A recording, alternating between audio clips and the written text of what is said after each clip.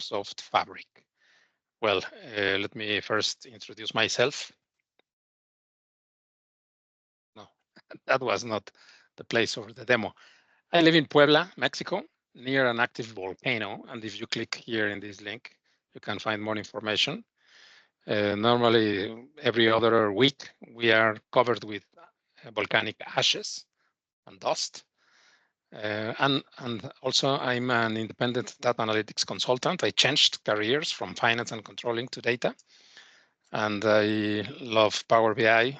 I am starting learning Microsoft Fabric, and I am a Power addict also. And I already posted in the chat my LinkedIn and Twitter or X contacts. If you want to connect with me, please do so. And then that was the slide. I have good news for everyone. Those are the slides. So now it's time to go to a live demo. But then I have a bad news. That is, I don't have Pilot.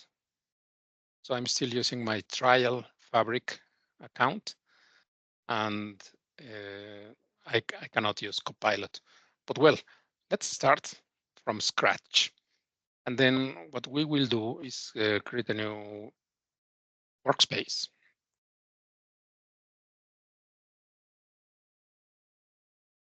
Called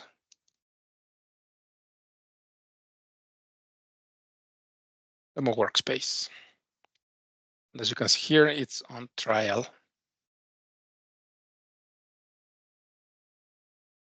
And then within this workspace, we need to land our data. And for that, I'm going to create a Lakehouse. As you can see, I'm in the Power BI experience. Hold on 1 second. There. I'm in the Power BI experience. And as I like Power BI, I'm not going to switch here to any other experience, because you can choose or create features or artifacts from here. From here, you click new, and then you have the whole experience. If you click more options, you have all the experiences. I like this screen. And then from here, we are going to choose in data engineering, a Lakehouse. So I'm going to click here in the Lakehouse and create a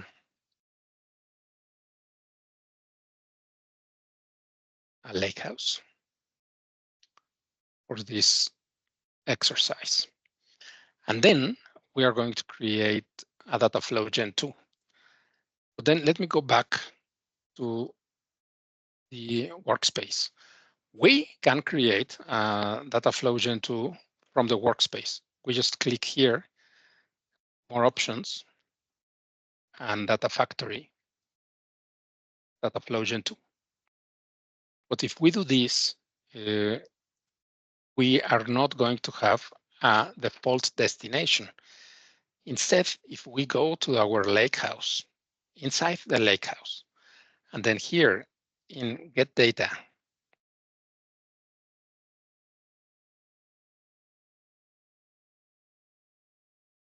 no, sorry. So here we say in Get Data, new data flow, Gen2, inside the Lakehouse. By default, all our data flows or queries will have this Lakehouse as data destination, and that is really important. So I'm going to do this, Get Data, new Dataflows Gen2. Here it is.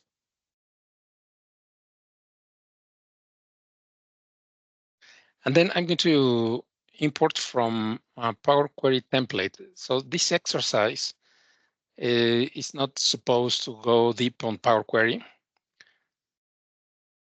So I'm going to just use a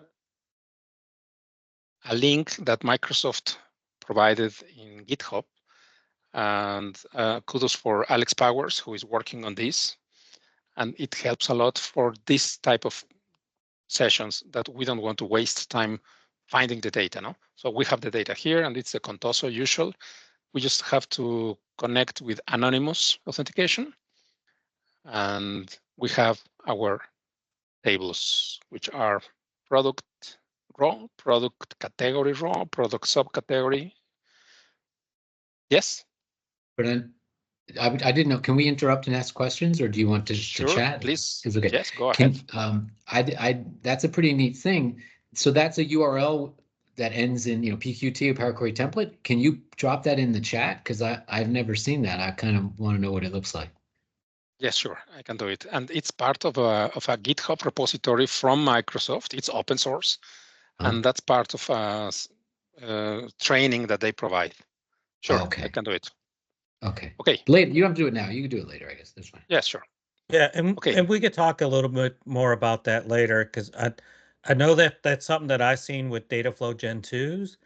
I can't remember if they're in the Gen 1s or not, because I use it whenever I develop one to export it out to save it in my own source control as well. So so that's a great little find. Thanks, Simon, for also bringing that up. Right. Okay, so now I would like you to take a look to the bottom right of the screen, and let me point it out. Bottom right here. Here, the data destination is already our Lakehouse. If we hadn't done this, if we hadn't created the Dataflow Gen2 within the Lakehouse, this data destination would be blank, but not now. Now we have our Lakehouse, and so we don't have to do it 7, 8, or whatever number of times. We just need to add the data destination if it were blank. But here it's a shortcut. Okay, so now a couple of things. Let's change the name for this data flow and call it data flow. Okay, that's the name of our data flow. And let's make some transformations. For example, we want to merge product and product subcategory raw first. So I'm going to do a combine, merge as new. And then I have product, and then I'm going to choose subcategory. And then I would like you to take a look to this light bulb. I don't know if you have seen it before. This one. Yeah, I know I don't remember what it is, so let us know. It tells us, suggests us what kind of joints we can perform. It suggests dim product raw with product subcategory key, and the same for dim product subcategory raw. And that's what we want. So we just choose this instead of looking for the columns. And then we leave it like this, left outer, click OK. And then let's rename this query as dim product. And I would like you to check something else.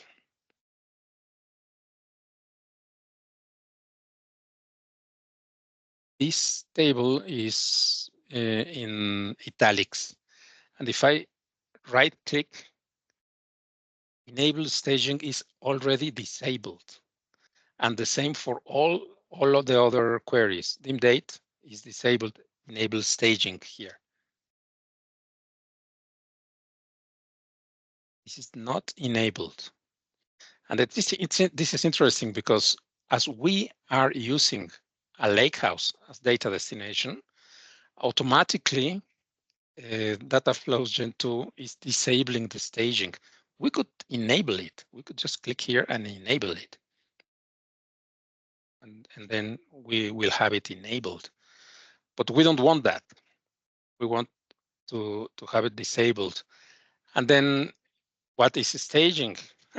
Well, good question. Because you remember before, when we right-click one query here in Dataflows, what appeared was enable loading. And then if we disabled loading, we didn't get that query or table in our Power BI semantic model. But here it's in the same position, but it means something completely different. Let me bring one document from Microsoft.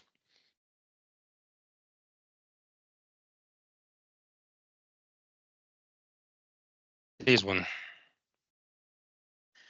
And then here, I'm going to provide the link here in a moment.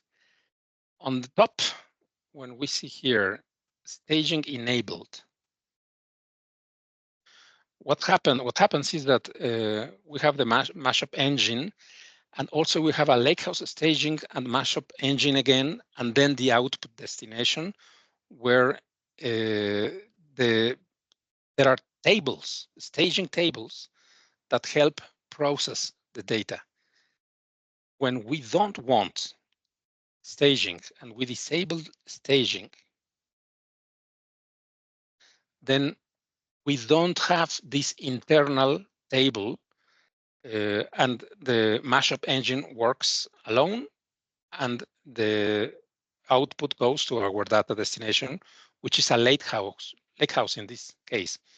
And what happens is that as we already have a Lakehouse as destination, it would be redundant to create another one. So this is basically the reason why in using Lakehouses, we don't need staging. So here, let's just confirm that everything is in italics, and it is, all the tables. And then that's what we want. What else? Okay, let me finish with the dim product table. Let's merge now with product category raw, and then click the light bulb again, and it tells us product. Hold on, I need to finish expanding and bringing only product subcategory name and product category key.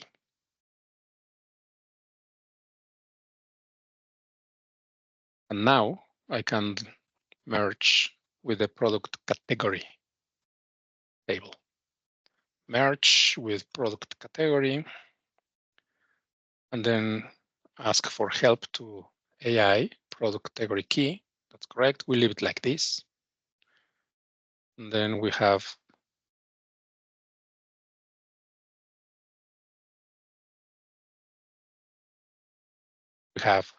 here, as you can see, we only need product category name, and that's it. And then just to quickly finish transforming this product table, let's go to choose columns. We don't need the product subcategory key. We don't need the product category key. And as you can see here, there are some ID columns and the name. For example, here, measure and measured name, measure ID and measure name. We don't need the IDs columns, so we get rid of them. And we will be ready with dim product. And then let me move this to a group called dimension. And okay, well, here I don't need product raw, product category raw, and product subcategory raw. I don't need them anymore, and I don't want them in the Lakehouse. So what do? I remove the data destination. I'm going to click on this X to remove the raw tables from the data destination. I don't need them. So I'm going to do this for all the raw product tables.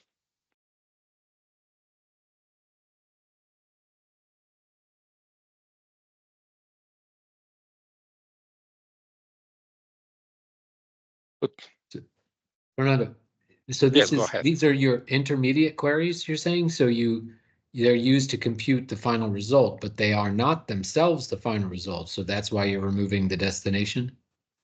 Yes, and imagine for this exercise, now imagine if you want them and you want these to appear in the raw or bronze medallion stage, then you could do some other strategies, no, to bring your data. In this case, I don't want them. I'm going to put this in another group called raw. And then let me work quickly with the customer table. And here I'm going to merge with geography. So I'm going to merge queries as new with geography. Let the light bulb suggest geography key, correct. Leave it like that. Click OK.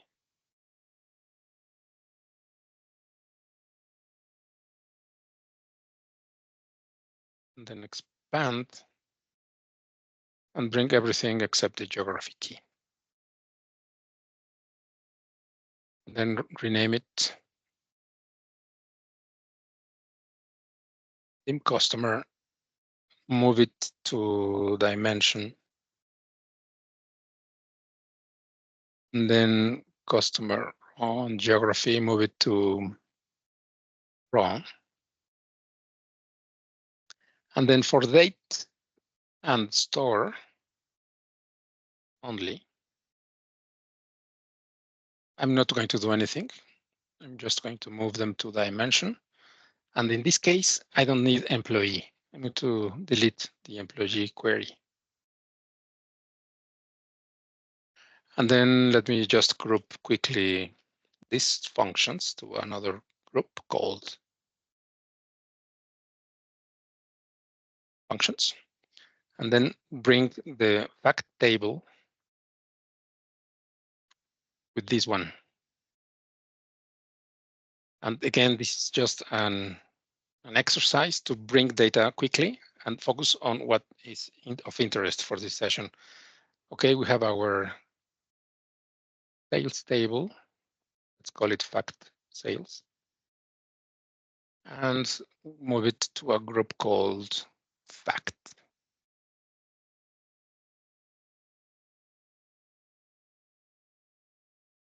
Okay, but then let's go back to our product table and then let's hover over the data destination. What we see is we have default destination, our Lakehouse. We have our workspace, the Lakehouse itself, and the update method, which is replace. And this is wrong. By default, no, just sorry, replace is correct for all the dimensions. This is the default update method, replace. So it cleans what existed before and replaces with the new information. And just let me make sure that it's the same for all the dimension tables, and it is replace. Sorry, I made a mistake because the other time it got different results, but it's replace, and that's the default product we saw, customer, replace, and that's nice. And then all the raw don't have data destination, correct. Customer, we need to remove data destination, and geography also. Okay, and then what happens with sales? As it's the default, we have also replaced, but we don't want this. We want to update our fact sales table. So we are going to click here in the settings and change the update method. So here we choose our Lakehouse with the same table name. And then here, as you can see, we have automatic settings. And that's the default, but we don't want that for our fact sales table. So we on toggle automatic settings. And then here you can see that the update method is replace, but we want append. And that's what I'm going to choose. Append, save settings. And now if we hover over, it's changed to append. And that's what we want. All right. So right now, I think I'm done transforming for this scenario. Well, let me go to customer and choose columns. We don't need keys. That's basically it. But then let's go back to our product table. And let's see in advanced editor, our M code. This is the result of what we did. And that's fine. But as I told you, I don't have Copilot here integrated. But if I copy and then I use the good old Edge Copilot, then I say,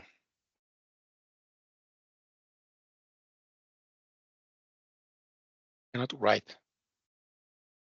I say, please add comments to the following M code and change the steps names to camel case without spaces. Then paste my code. So here you don't need to pay for chat for GPT-4. This is free. And look at the result.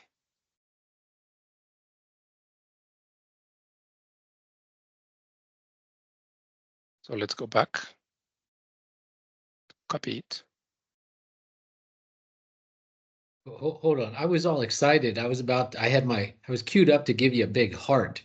Where's the camel case with in the names without spaces? That was going to be my favorite part. Okay, hold on. Friggin' Copilot. Sorry, no, I'll go back on mute.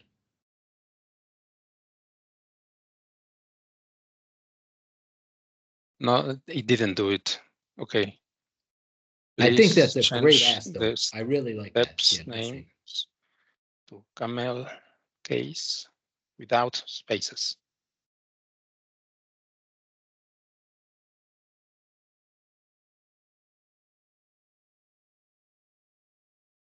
So one, I see merged queries got in, right?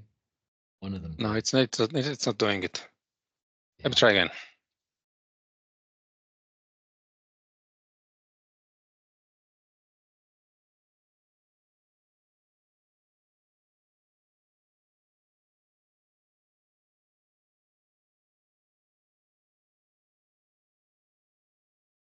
No spaces. Then let me. Well, I don't have it. It's in your clipboard history, but like, yeah, it did do merged queries. Like it got one of them. And you should keep going. Don't let me. No, but I've tried this several times and it works. Look, and it still works on merged queries, but it didn't work on the others. It's the only one. That's so funny. Well, AI, non-deterministic. But not today. Not today. But if you ask like a couple of more times, it will do it. Well, there it is. So I don't know why. Yes, it's strange, but it worked before. Well, anyway, here we have our M code with comments, nicely done, and with the same result. And something else. let me just close this and go to cook dinner, because that's what we do, right, Kevin? And then this Dataflows Gen2 has autosave. Here is my data flow, and I just come back, and everything is there. Promise. Just configure the anonymous.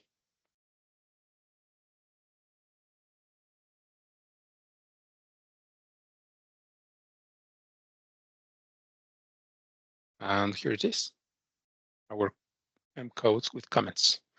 It has autosave, and this is magic. Okay, so now we are ready to publish.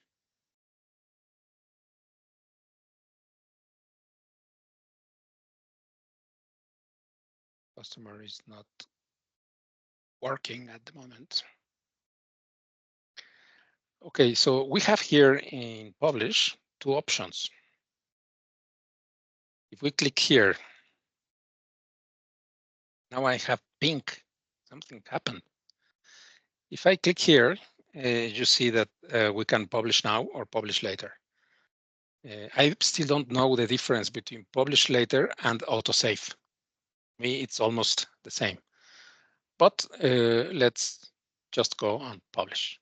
This will take around 4 minutes. And as we don't have 4 minutes, let's go back to workspaces and go to Dallas Demo 2. Here, I did this a couple of days ago, did the same thing. This is the data flow and has exactly the same transformations, product, our fact, sales table, and everything. So imagine it just refreshed. And then let's go to the Lakehouse. Here we have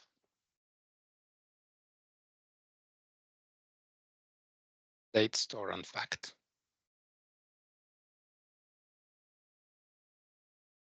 I don't have all.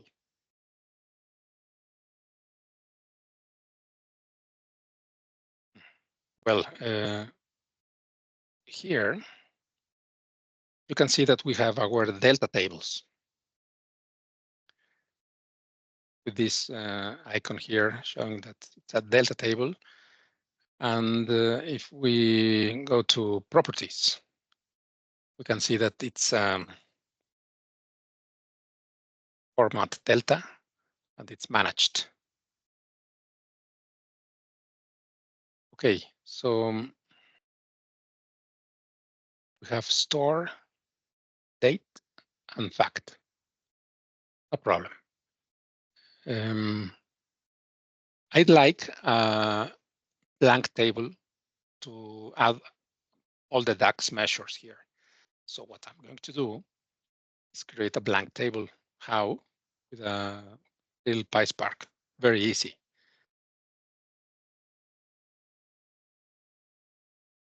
Okay, so let's make this a markdown. Edit.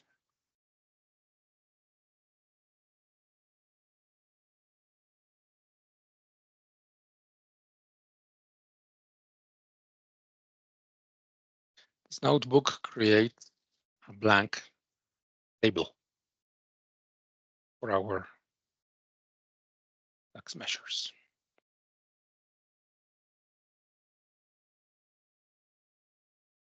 And the other one, new code. And then something that is important is to check that we have our Lakehouse attached to our notebook. And then let me see if this works. Hold on.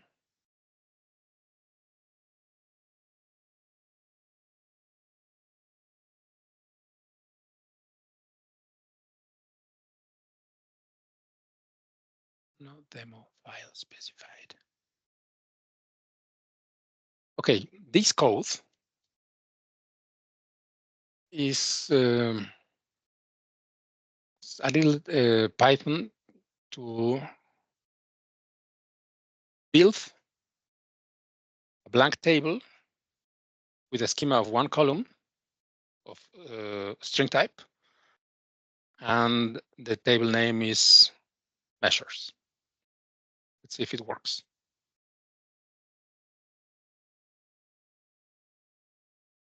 It's going to take a couple of seconds.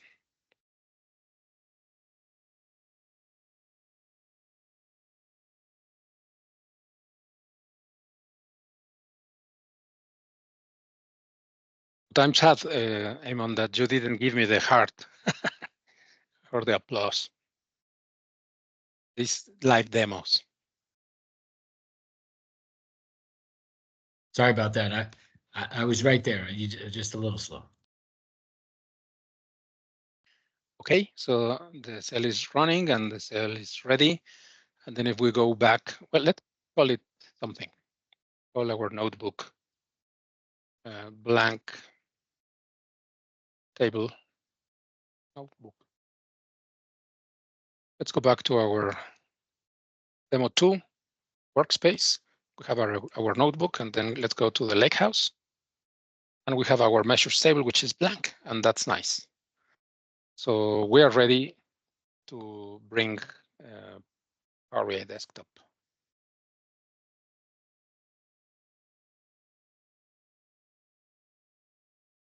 But before that,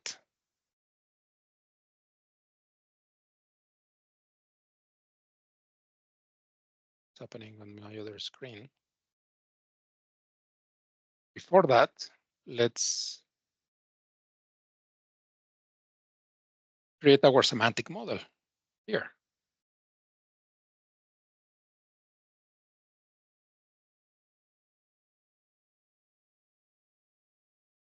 If we click here in New Semantic Model and call it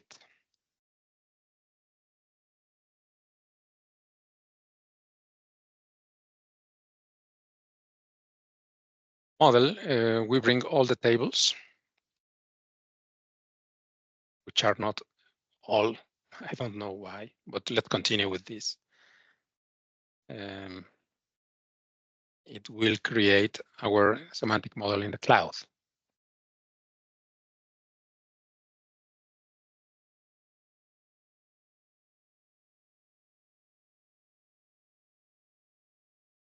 And then once it's created, there it is.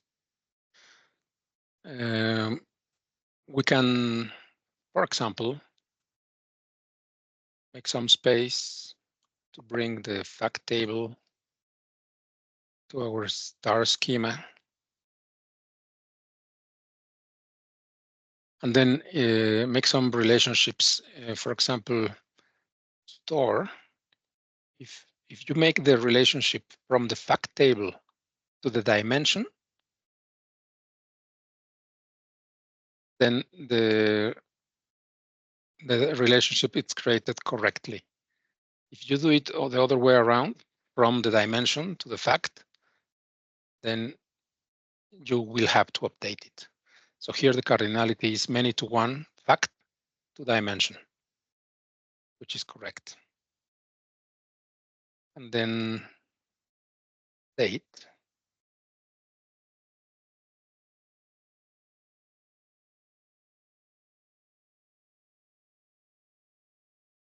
Fact to dimension, many to one. That's correct. And imagine we have all our tables. And then we can start doing several things here. For example, let me pin related, and then all the keys used for the relationships are on top. And then if we click here on model, no, not now. And then we click on semantic model. Hey, quick question. Yes. So you can make it in the semantic model to put your keys at the top of the table? Correct. Yes, just use Oh, this. really? Which option is nice that? trick. Pin related fields, Oh. top of card. Oh, I didn't know that. That's a nice nugget. Yes. Oh, thank you. Sure. And then if we go back to model and click on semantic model, we see here this option, direct lake behavior, and by default is automatic. But then you have the option to use direct lake only or direct query only. And as you can see here, if we select one of the tables, or if we hover, I cannot, it's direct lake. All the tables are in direct lake storage mode. So then we are going to leave it like that. We could still even create measures here. For example, we can just say new measure number of rows equals count rows of fact tails.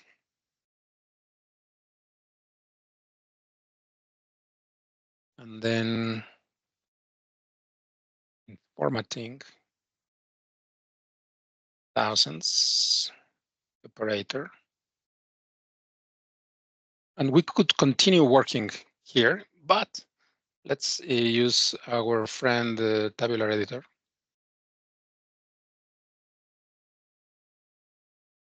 Here it is, and as you see, is blank.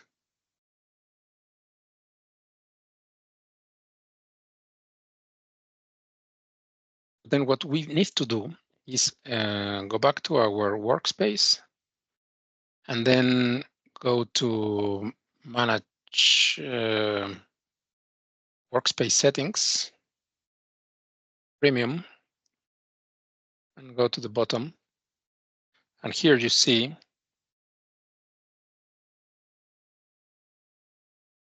the XMLA endpoint. So we copy and go to our Tabular Editor, paste, and then I need to log in. And then, as you can see, we have our model.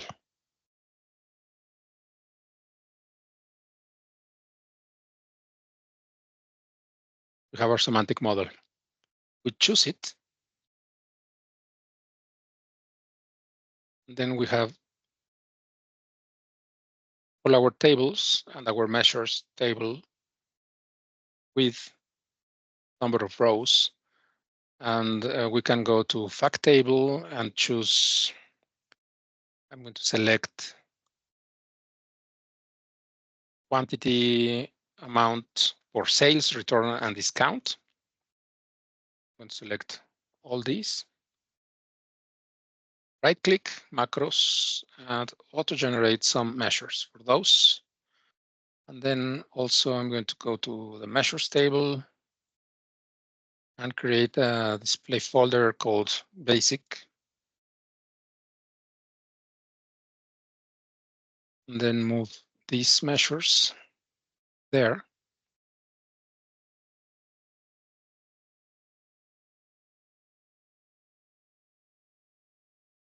And then save. Now we can take a look to the semantic model. We click Open Data Model. Then we see in measures, all our measures, but we don't want that. We are going to use now Power BI Desktop. And then here on OneLake Data Hub,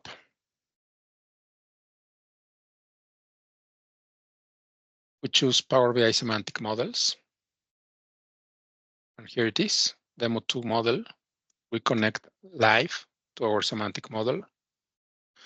And then we are ready to let other members of our team or ourselves build a beautiful Power BI report and using the advantages of Tabular Editor. And we have here all our data. So that's basically what I wanted to share with you. Let me just make one card visual with the number of rows. How many rows we have? Well, 21 million. I'm going to stop sharing and then open for comments, questions, or suggestions. What do you think?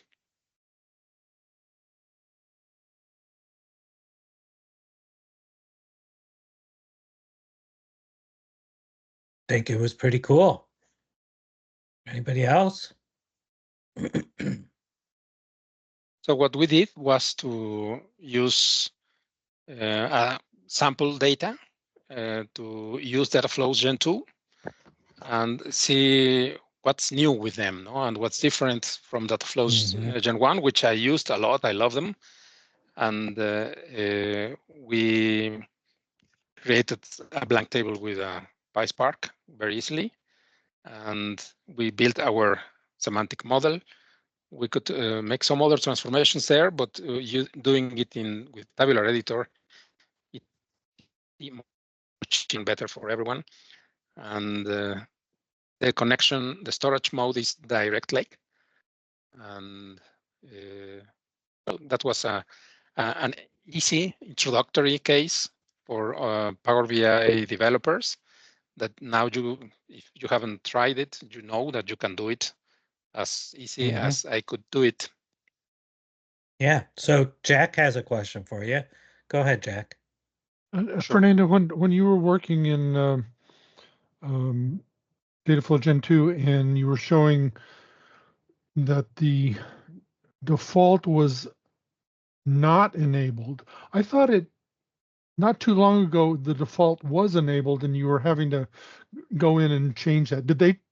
Obviously they changed something, but they changed it. Let me share my screen. You're talking about for writing to the stage? Yeah, the staging. Yeah. Yes. Yeah, I remember it. I remember it being enabled by default most of the time too. I do know, and I think Fernando pointed this out as he's kind of getting himself situated, right? For a lake house, you don't have to use it, but if you're going into a warehouse, you do have to use staging. Right. And maybe they're, go ahead, Fernando. For example, here, this view here, if we go to advanced topics here,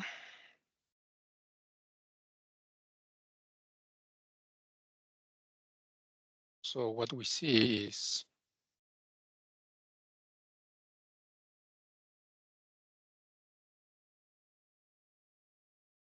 so to enhance performance of query processing, staging can be used with Dataflows Gen2 to use Fabric Compute to execute your queries. But then when you are loading data into a lakehouse or other non-warehouse destinations, we by default disable the staging feature. And this exactly same link before, it said, we suggest you don't enable staging. And then they are changing this and improving. So now it's disabled by default. Cool, thank you. Yes, sure. Any other comment or question or suggestion? Have you used it before, Dataflows Gen2?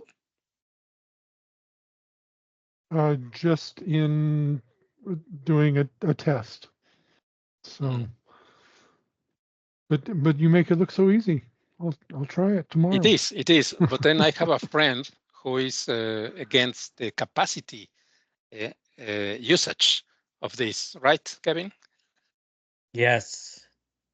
I am not I will use Dataflow Gen2s when I have to, right? And I'm using it for bringing in Excel-based data. It works great for that. But when I monitor, because the solution I'm on is on an F2, and some of the times I have exceeded that capacity because I was running it more often and everything. I've since tweaked it down some. But every time when I go look at the capacity metrics, I see all the work from the data flows being the biggest consumers of capacity units. So, Right. you know, they're great, but watch them, right? Make sure you know. My recommendation is if you could find another way to do it, then do it. I like using the data flows to bring in the raw data, and then any transformations that I need to do, I look for a different method, either SQL, or if I bring it into a Lakehouse, then I would put it into a notebook and use Python. But if CUs were the same, Yeah, well, if they all fixed CUs it. are all CUs are the same, but if you're consuming more of them, you exceed your capacity limits. Right. I'm just saying, let's say if Microsoft tunes it, and let's say you looked at the amount of CUs that it took to do it with Dataflows Gen2 as opposed to Spark, and it was the same, then would you have an objection to it?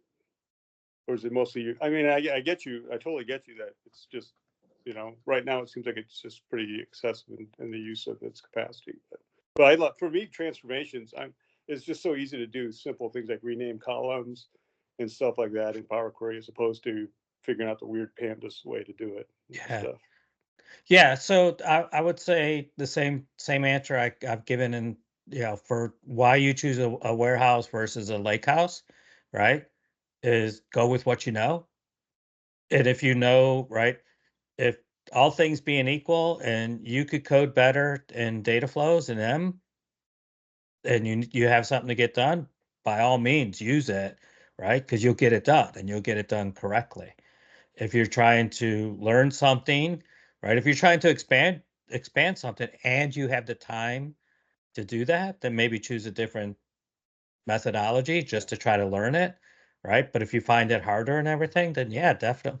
To me, that is the biggest benefit of Fabric overall. Yeah. Is regardless of the skill sets, you can bring your whole team together with different skill sets and accomplish what you need to do. That's the beauty. So. Gotcha. Right. So- Yes. So I had a question. So there's Dataflows Gen2, which sounds like it's an extension of Dataflows Gen1. Do you know the why they created Gen2 version of Dataflows? Like, what does it give you that you couldn't get or that improves upon Gen1? Would you like to take it, Kevin? It's not the continuation. It's completely different product. Right. Oh, it is. Okay. Mm-hmm. Well, the M code is the same, right? I mean, your kind of user interface, your coding interface being in M is basically the same. And then that's kind of where it stops, right? But in simple terms, it's easy to look at it of Dataflow Gen 2 will always be on the Fabric side that you need a Fabric capacity to use. Dataflow Gen 1s will still be available with just a Pro license or a Premium Per U license, right? So if you're only going to use the traditional Power BI, right, then there will always be a place for Dataflow Gen 1, because so many solutions are built upon that. That's not going to go away, right? So, but if you're moving to Fabric, you're going to have a capacity. You're going to start doing some of these, take some of your ETL and move it out of your independent semantic models and get it back to a reusable type architecture with lake houses or a warehouse or whatever. Then and you know data flows, start with data flows, right? Go to Dataflow Gen 2, and then what Fernando showed you, right, is write it to the lake house, go from there, right? And you could do it all end to end, but you have it now in the shareable lake house that others from your team could use, even with other type of tools, right? If they want to use PySpark or T-SQL or whatever that's available. Got it. Okay. Thank you. Let me share my screen once again quickly and show you this.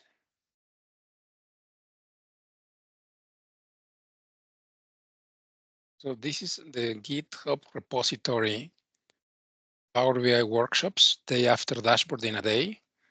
And then let me copy the link here.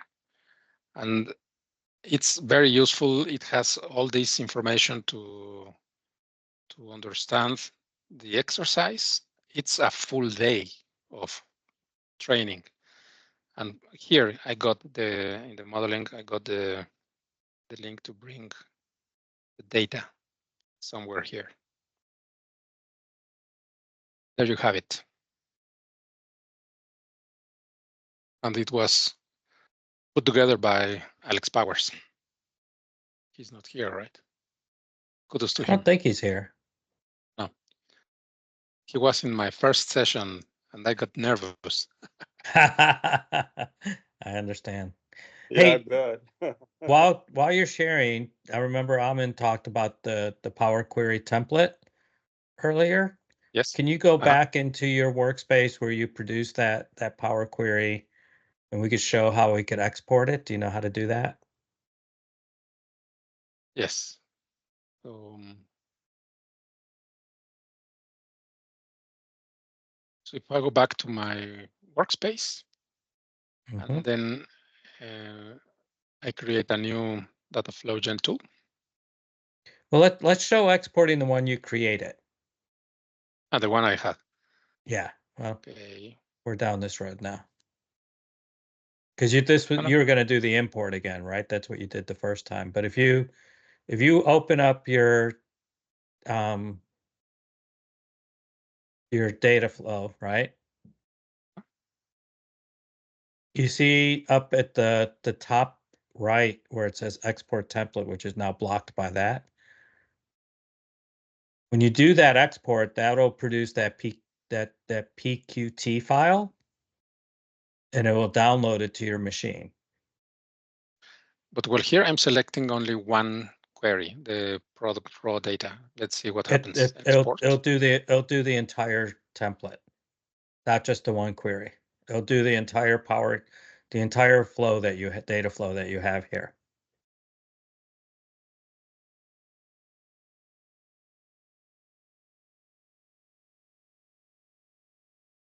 It's basically, I think, a JSON file.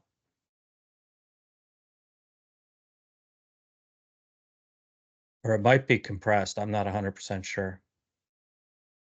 It's still thinking or doesn't like it. I wonder if you open it up, does it like open in Power BI desktop or anything like that? No, that's what he's trying to do, right? Oh. The only place that I've seen it used, I think it's a compressed file. Okay. Right, I think it's a binary file. PQT. Right. PQT. Right, which like sometimes you could get even files that are things like PQT that could be a text file. But a lot of times what Microsoft does is they bundle a bunch of files together and then zip it. And then they give it a different extension. That's all a PBIX is as well, right? But so now that you have this, if you start how you did the import from what you got from Alex Powers GitHub, you could import from that PQT, and it'll be this exact same thing. You got to hit your X, yeah. It'll be your exact same thing, but none of the destinations are included in that PQT file. So you have to reset all your destinations again. So if you do your import.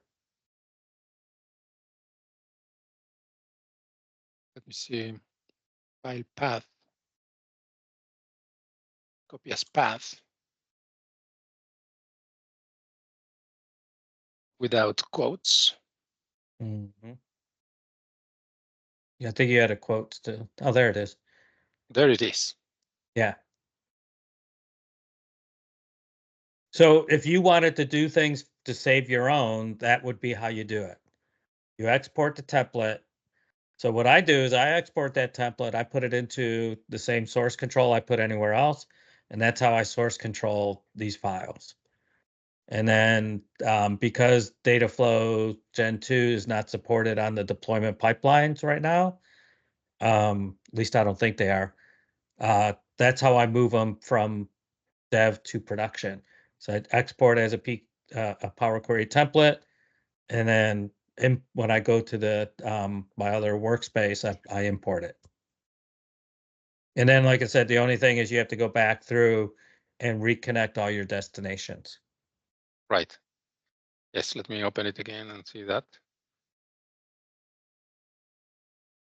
Fact, no destination. Yes, nothing has a destination. Well, I mean, I guess I can see why they won't save that, but maybe. I mean, I don't know if you're still out there, but that was kind of trying to cover a little bit of what you asked about earlier on the Power Query template files. Yeah, it's good stuff. Good. Anybody else have questions, comments? Fernando's put his feedback link in the chat a couple times. Make sure you go out there, give him feedback. He'd love to hear what you have to say. Yes, it always helps.